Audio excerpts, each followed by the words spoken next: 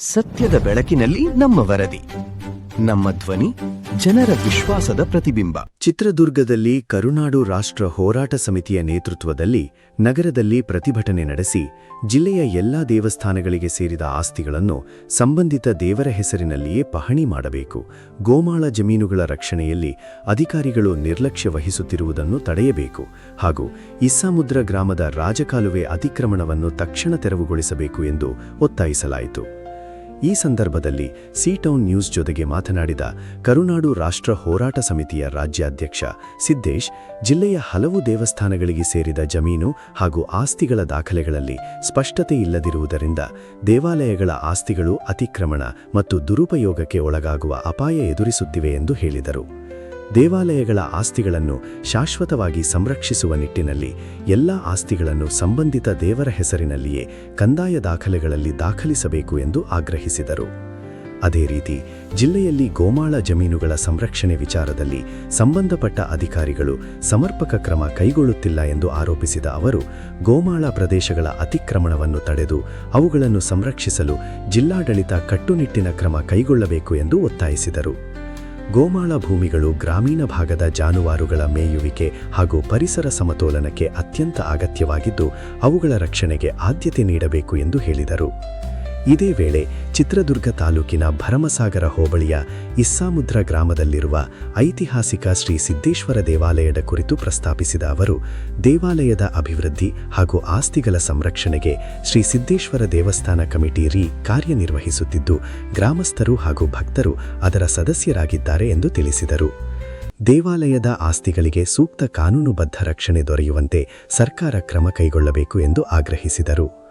ಇಸ್ಸಾಮುದ್ರ ಗ್ರಾಮದ ರಾಜಕಾಲುವೆ ಅತಿಕ್ರಮಣ ತೆರವುಗೊಳಿಸುವಲ್ಲಿ ತಾಲೂಕು ಆಡಳಿತ ವಿಫಲವಾಗಿದೆ ಎಂದು ಆರೋಪಿಸಿದ ಸಿದ್ದೇಶ್, ನೀರಿನ ಹರಿವಿಗೆ ಅಡ್ಡಿಯಾಗಿರುವ ಅತಿಕ್ರಮಣಗಳನ್ನು ಕೂಡಲೇ ತೆರವುಗೊಳಿಸಬೇಕು ಎಂದು ಒತ್ತಾಯಿಸಿದರು.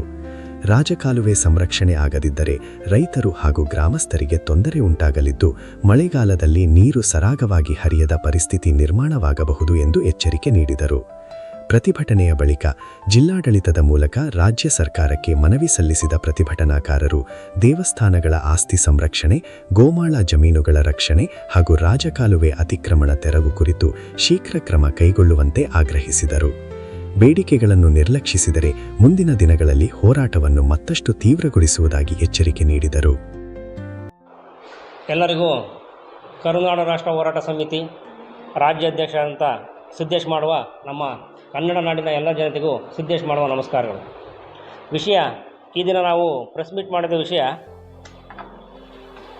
ದೇವರ ಆಸ್ತಿಗಳು ಇವತ್ತು ಜನರ ಪಾಲಾಗಿದ್ದಾವೆ. ಆ ದೇವರ ಆಸ್ತಿಗಳಿಗೆ ದೇವರು ಮಾಲೀಕರಾಗಬೇಕಿತ್ತು. ಆದರೆ ದೇವರ ಮಾಲೀಕತ್ವದಲ್ಲಿ ಯಾವ ಆಸ್ತಿಗಳು ಇಲ್ಲ. ಈಗ ಮೊದಲು ಉಳುಮೆ ಮಾಡೋಕ್ಕಂತ ತಾಂಡದ ಜನಗಳು ಆ ಎಲ್ಲ ಆಸ್ತಿಗಳನ್ನು ಅವ್ರ ಹೆಸರಿಗೆ ಸ್ವಂತಕ್ಕೆ ಹೆಸರು ಮಾಡಿಸ್ಕೊಂಡು ಆ ಆಸ್ತಿಗಳನ್ನು ದೇವರಿಗೆ ಇಲ್ಲದಂಗೆ ಮಾಡಿದ್ದಾರೆ. ಆ ಆಸ್ತಿಗಳ ವಿಚಾರವಾಗಿ ಇವತ್ತು ನ್ಯಾಯಾಲಯವು ಒಂದು ಸ್ಪಷ್ಟ ಆದೇಶವನ್ನು ಸಹ ಹೊರಡಿಸಿದೆ, ದೇವರ ಆಸ್ತಿಗಳಿಗೆ ದೇವರೇ ಮಾಲೀಕ ಅಂತ. ಆದರೆ ಆ ಆಸ್ತಿಗಳು ಯಾವ ಇವತ್ತು ದೇವರ ಹೆಸರಲ್ಲಿಲ್ಲ. ಆ ವಿಚಾರವಾಗಿ ನಾವು ಇವತ್ತೊಂದು ಚಿತ್ರದುರ್ಗ ಜಿಲ್ಲಾ DC ಅವರಿಗೆ ಒಂದು ಮನವಿಯನ್ನು ಕೊಟ್ವಿ. ಅದಾದ ನಂತರ ಗೋಮಾಳುಗಳು ಎಲ್ಲವೂ ಸಹ ಇವತ್ತು ಏನಾಗಿದೆ ಅಂತಂದರೆ, ಈಗ ಒಂದು ಹಸು ಮೇಯಿಸೋದಕ್ಕೆ ಇವತ್ತು ಯಾವುದೇ ಕಾರಣ ಗೋಮಾಳುಗಳಿಲ್ಲ. ಪ್ರತಿಯೊಂದು ಗೋಮಾಳು ಜನರೆಲ್ಲ ಅವನ್ನ ಹೊಡ್ಕೊಂಡು ತಿಂತಾರೆ. ಆಮೇಲೆ ಅವು ಹೆಸರು ಮಾಡಿಸ್ಕೊಂಡಿದ್ದಾರೆ.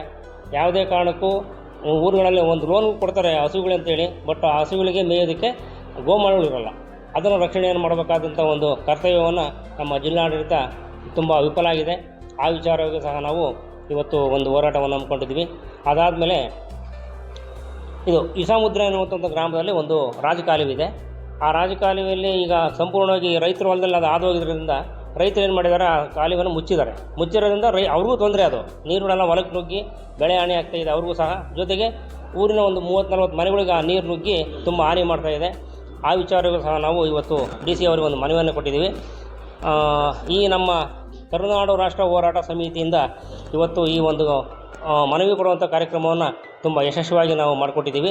ಮುಂದಿನ ದಿನಗಳಲ್ಲಿ ಈಗ ನಾವೆಲ್ಲ ಹಿಂದುತ್ವವಾದಿಗಳು ಆಗಿರೋದ್ರಿಂದ ಹಿಂದೂ ದೇವಾಲಯಗಳಲ್ಲಿ ಇವತ್ತು ಸರಿಯಾದ ಪೂಜೆಗಳು ನಡೀತಾ ಇಲ್ಲ. ಕಾರಣ ಏನಂದರೆ ಪೂಜಾರಿಗಳಿಲ್ಲ. ಪೂಜಾರಿಗಳು ಯಾಕಿಲ್ಲ ಅಂದರೆ, ಆ ಪೂಜಾರಿಗಳಿಗೆ ಇವತ್ತು ಹಣ ಕೊಡೋದಕ್ಕೆ ದೇವಸ್ಥಾನದ ಕಮಿಟಿಗಳಲ್ಲಿ ದುಡ್ಡಿಲ್ಲ. ಇವತ್ತು ಎಷ್ಟೋ ದೇವಸ್ಥಾನಗಳು ನಡೀತಾ ಇರೋದು ಬರೀ ಕಮಿಟಿಯ ಪಾಪ ಅಲ್ಪ ಸ್ವಲ್ಪ ಹಣದಲ್ಲಿ ದೇವಸ್ಥಾನದ ಜಾತ್ರೆ ಮತ್ತು ಪೂಜಾರಿಕೆಯನ್ನು ನಿರ್ವಹಣೆ ಮಾಡ್ತಿದ್ದಾರೆ. ದಯವಿಟ್ಟು ಕರ್ನಾಟಕ ಸರ್ಕಾರ, ಧಾರ್ಮಿಕ ದತ್ತಿ ಇಲಾಖೆ ಸರ್ಕಾರ ಏನು ಮಾಡಬೇಕಂದ್ರೆ, ಪೂಜಾರಿಗಳಿಗೆ ಸರ್ಕಾರದಿಂದ ಅಲ್ಪ ಸ್ವಲ್ಪ ಹಣವನ್ನಾದರೂ ಸಹ ಒಂದು ಸ್ವಲ್ಪ ಬಿಡುಗಡೆ ಮಾಡಿದರೆ ಆ ಗ್ರಾಮಗಳಲ್ಲಿರುವಂಥ ಕೆಲವು ದೇವಸ್ಥಾನಗಳಿಗೆ ಒಂದು ಪೂಜೆ ಪುನಸ್ಕಾರ ಅದರ ಕಾಯಕಲ್ಪವನ್ನು ಮಾಡೋದಕ್ಕೆ ಹೆಲ್ಪ್ ಆಗುತ್ತೆ. ದಯವಿಟ್ಟು ಧಾರ್ಮಿಕ ದತ್ತಿ ಇಲಾಖೆ ಮುಂದಿನ ದಿನಗಳಲ್ಲಿ ನಮ್ಮ ಹಿಂದೂ ದೇವಾಲಯಗಳನ್ನು ರಕ್ಷಣೆ ಮಾಡೋದಕ್ಕೆ ಮುಂದಾಗಬೇಕಂತ ಅವರಲ್ಲಿ ನಾನು ಮನವಿಯನ್ನು ಮಾಡ್ಕೊತೇನೆ. ಈ ಪ್ರತಿಭಟನೆ ಮಾಡಿದರೆ ಹೌದು ಮನವಿ ಕೊಟ್ಟಿದ್ದಾರೆ. ಹೌದು ಮೇನ್ ಉದ್ದೇಶ ಏನು? ಮೇನ್ ಉದ್ದೇಶ ಗೋಮಾಳ ರಕ್ಷಣೆ ಮಾಡಬೇಕು. ಆಮೇಲೆ ದೇವರ ಆಸ್ತಿಗಳನ್ನು ದೇವರಿಗೆ ಪಾಣಿಯನ್ನು ಮಾಡಿಕೊಡ್ಬೇಕು. ಅದಾದ ನಂತರ ಪ್ರತಿಯೊಂದು ಹಳ್ಳಿಗಳಲ್ಲಿ ಕೆರೆಗಳಂತ ಇರ್ತವೆ. ಆ ಕೆರೆ ಕಟ್ಟೆಗಳಲ್ಲಿ ಒಂದೊಂದು ರಾಜಕಾಲುವೆಗಳಿರ್ತವೆ. ಆ ಕಾಲುವೆಗಳೆಲ್ಲ ಮುಚ್ಚೋಗಿದ್ದಾವೆ.